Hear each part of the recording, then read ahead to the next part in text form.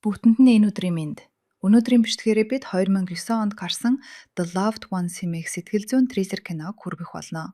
Кино Брент гэх өсвөр насны хүү аавтайгаа хамт хөдөөний хуучин замаар машин барьж яваагаар эхэлнэ. Тэд хөгжим сонсон тайван явж байтал гинт нэгэн хүн машины зам дээр гарч ирснээр осор болдог. Үүний дараа үйл явдал шууд 6 сарын дараах үе рүү шилжих бөгөөд Брент ахлах сургууль дээрээ найзаасаа марихуан авч байгаагаар гарна. Дараа нь Брент дээр Лола гэх маш бүрэг, ичимхий харагдах охин ирж сандарсан байдагтайгаар түүнийг сургуулийн төгсөлтийн бүжигт хамт явахыг урьдаг.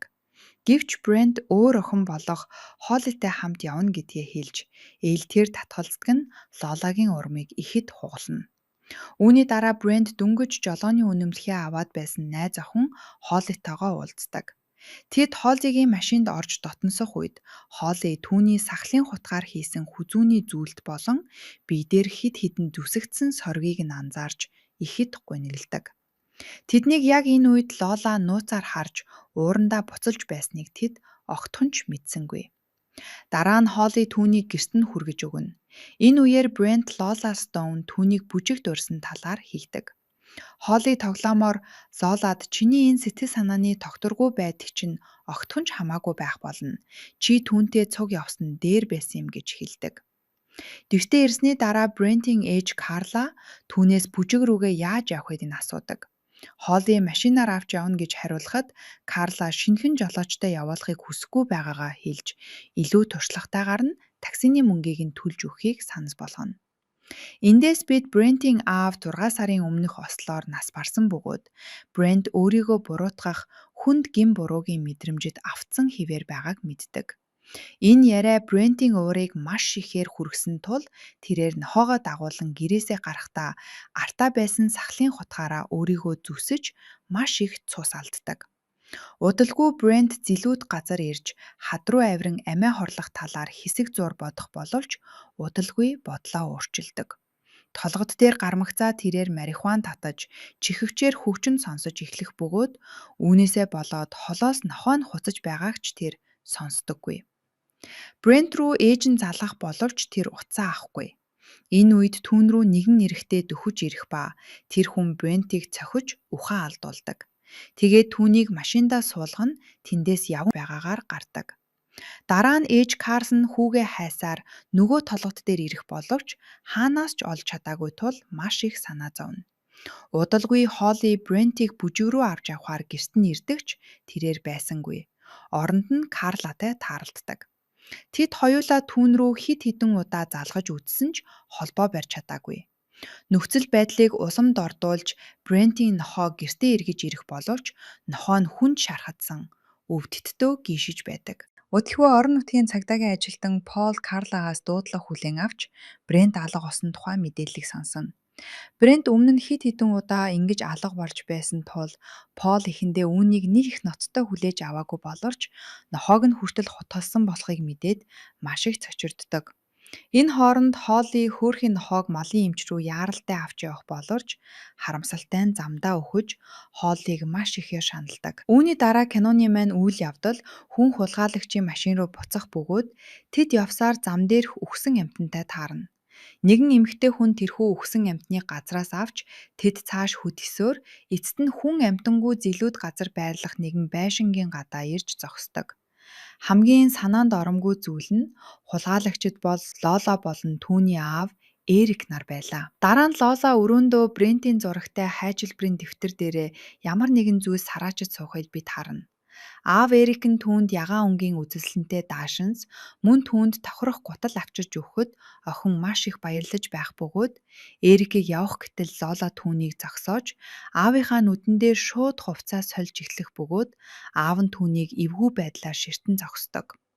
Хэсэг хугацааны дараа Брент сэрэхэд түүнийг сандал дээр хүлж ёс ослын хувцас өмсгсөн байх бөгөөд орчин тойрныг явал төгсөлтийн үдшилэг шиг чимгэлсэн байв. Мөн тэнд духандаа нүхтэй, ухаан санаа нь орон гарan гэмээр тунгалаг нүдэн химээх нэгэн хөгшин эмэгтэй байв. Брент хүлээсээ тайлж сулахыг оролдсон боловч чадсангүй. Энэ үед Лола тариурд цайруулж бодис дүүргдэг.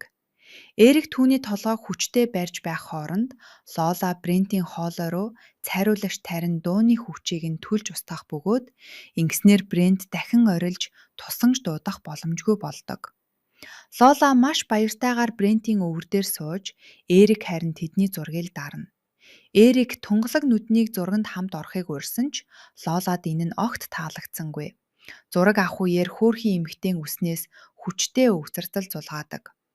Үүний дараа эцэг охин хоёр хооллож эхлэх бөгөөд Лола аав нь илүү сайн ханддаг тунгалаг нүдэнд атаархсан шинжтэй байв. Лола ааваасаа тунгалаг нүдэн бит хоёрын хэн нь илүү хөөрхөн бэ гэж асуухад Эрик сандарсандаа хоёулаа л хөөрхөн гэж хариулдаг. Лола хөгшин эмэгтэй хүчээр хооллож сүү уулгаж эхлэх бөгөөд үүнийгээ Брентэд ч бас хийхийг оролдоно. Брент амаа нээхээс татгалзахад Эрик ширээ рүү алхаар хүчтэй цохиж Брентийг аргагүй эрхэнд дагахад хүргэдэг. Лола Брентээс хурууга долоохол шаарддаг ч Брент сулхан дуугаар бие засмаар байгаагаа хэлнэ. Гэвч Лола эхлээд заавал хурууга долоолохоор шаардаж түүнийг шаардлагыг биелүүлсний дараа өмднийх нь цахилгааныг доошлуулж хунтонд шээхийг тушаана. Брент татгалзах үед Лола аавдаа алх авчрахыг хэлэх бөгөөд Эрик алх авчрахдаа Брентийн нохоог хэрхэн тамсан талаараа юу ч болоогүй мэт хээвнэг ярьдаг. Лола Брентэд 10 секундын хугацаа өгч сандалтай нь хадна шүү хэмээн сүрдүүлнэ. Өөр аргагүй болж айж чичирсэн хүү хунтонд бие засдаг. Дараа нь Лола түүний бэлэг эрхтнийг нь хазаж найз охиноор нь дахиж хизээж үнсүүлэхгүй болгоно гэж занал хийлгэхэд Брент түүнийг өшөглөж орхино. Эрик Лола руу гүйх хооронд Брент хүлээсээ тайлж гэрээс зүхтэж амждаг. Эрик гадаа гараад Брентийг хаанаас ч олж харахгүй боловч Брент машины дор нуугдсан байв. Эрик машиндаа суугаад хөдлөх үедээ Брентийг анзаарч түүнийг дайрахыг оролдох үед хөөрхий хүү хамаг хурдаараа гүйсээр нэгэн мод руу авирж ам гардаг. Хэдхэн хормын дараа Лола аав дээрээ ирж Брентийг модноос буулгахын тулд чулуу шидэж эхэлнэ. Энэ үеэр Лола яг л ухаан нь солиорсон шиг инээж байх бөгөөд эцэст нь нэг чулуу Брентийг онож тэрээр газар дунаж ухаан алддаг. Хоёр гаж донд нь түүнийг буцааж оруулаад дахин хүлж гутлыг нь тайлна. Эрик түүний хүлийн тавхааг хутгаар сүлбэж хөөрхий хөө өвдөгтдөө чимээгүйхэн гиншиж тарчлана. Эрик үүнийгээ хэд хэдэн удаа давтах бөгөөд энэ үед Лола Брентийн өвөр дээр суугаад түүнийг уйлахыг шаардаж байдаг. Үйл явдал маань алга болсон газраас нь Брентийн эд зүйлсийг олсон Пол цагдаа руу шилжинэ. Өөр нэг газар маш их түгшсэн Карла Холли хоёр руу Пол ирж олсон эд зүйлсээ үзүүлнэ. Лолагийн гэрт буцаж ирэхэд тэрээр Брентэд өөрийн хайжилбарын дэвтрээ үзүүлдэг. Тэнд Лолаг бүр бага байхаас нь эхлэн хулгаасан олон хүүгүүдийн зураг байр. Брент тэр дундаас энэхүү гаж донтнуудаас зүхтэж чадсан цорын ганц хүү болох Тимийг танина. Хамгийн хачирхалтай нь тэр хүү бол Брентийн аав нас бардаг өдөр түүний машинд дайруулах шахдаг хүү байж таардаг. Лола түүнийг одоо аль хэдийнэ үхсэн байхтаж хэлээд Брентийн зурагтай хуудсыг харуулдаг. Хэсэг хугацааны дараа Лола Брентийн цээжин дээр зүрхний хэлбэрээр зүсэж дотор нь Лола Стоун буюу LS гэсэн үсэг сийлсэн байх бөгөөд шахан дээр нь давс үрж улам тарчлаан заваадаг. Үүний зэрэгцээ Холли Брентийн өрөөнд ирж өөрт нь зориулан бэлдсэн цэцэг болон тэг олох бөгөөд энэ нь түүнийг маш ихээр уяраадаг. Лолагийн гэрт Эрик түүнийг төгсөлтийн хатан хаанаар зарлахад Лола маш их баярлана. Дараа нь тэр Бренттэй хамт титэм зүүж Эрик тэдний зургийг дардаг. Тэд хөгжим тавьж оёл чимэглэлийн хурцтай Брент харин хөлөндөө хутгатай хിവэр завиуртайгаар Лолатай бүжиглэхээс өөр аргагүй болдог. Лола гэрлэхээр өөрийнхөө мөрөөдхийн хунтайжийг хүлээж байсан талаар ярих боловч Брент түүний хувьд зүгээр л мэлхий. Брентийг дахин тавчлаасныхаа дараа тэр аавтайгаа бүжиглэж эхэлнэ. Тэднийг өөр зүйлд сатаарах хооронд Брент үргэлж биедээ авч явдаг сахлын хутгаараа хүлээсээ тайлахыг оролддог. Энэ хооронд Лола аавдаа "Та бол миний хунтайж" гэж хэлэх бөгөөд тиймээс л тэрээр өөр ямар ч эрэгтэйг өөртөө олж чаддаггүй байж. Энэхүү солиотой эцэг охин хоёр үнсэлцэх гэж байтал Брент чимээ гаргаснаар болдог.